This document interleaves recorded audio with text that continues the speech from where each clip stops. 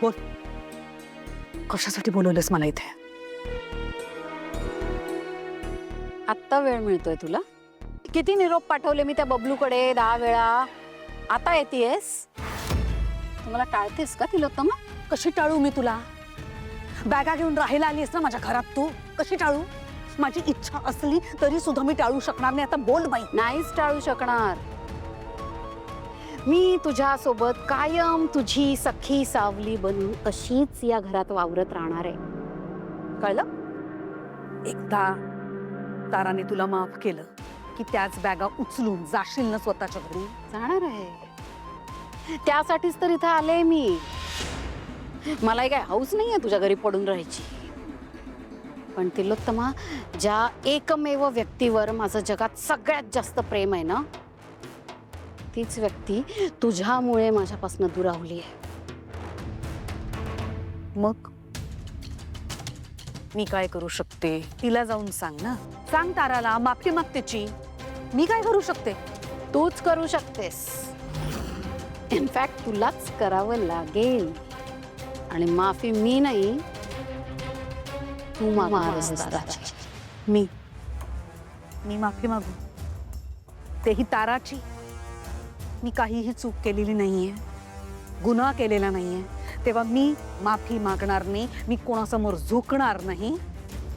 In fact मी तिला घरात घेतलंय, त्याचवरून ऐकते घरच्यांचं. आता मी जर का तिची माफी सुद्धा मागितली ना सगळ्यांच्या समोर, तर संशय येईल सगळ्यांना. तुला कळत कसं नाही? उपकार केलेस? तिला घरात घेऊन उपकार केलेस तू? त्याआधी तिच्याशी कसं वागलीस तुला काय वाटलं? विसरेन मी? हा, माझी बिचारी लेक तुझ्या समोर हात जोडून गयावया करत होती, पाया पडली तुझ्या, पण तरी तुला दया आली नाही तिची.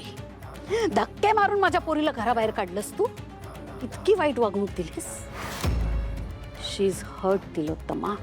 भैरवी, आता हे सगळं अति होतंय. प्लीज. मी त्यावेळेस जे काही वागले ते बरोबर होतं, योग्य होतं, कारण त्यावेळेसची परिस्थिती तशी होती. पण आता यात माझा काही दोष नाहीये. अति, याला अति म्हणतेस तू? अति काय असतं ना, बघायचंय का तुला? तिलोत्तमा, सांगून ठेवते हा, माझं ऐकलं नाहीस ना तर त्याचे खूप भयंकर परिणाम होते. मग म्हणू नकोस मी तुला सांगितलं नाही म्हणून. धमकी देतेस मला? कर काय करायचं ते. मी कोणाही समोर झुकणार नाही. माझा खरंच काही दोष नाहीये. नाही झुकणार? चला ठीक आहे, म्हणजे तुला कुठल्याच परिणामांची पर्वा नाहीये म्हटल्यानंतर माझा मार्ग मोकळा. बघ आता मी काय करते, जाऊन सगळ्यांना सांगूनच टाकते काय ते. बहिरे, तू वेडी आहेस का? घरच्यांना सांगते ऐक ऐक ऐक, मागते मी ताराची माफी मागते. बस खुश. हा, तू कोणाला काही बोलू नकोस.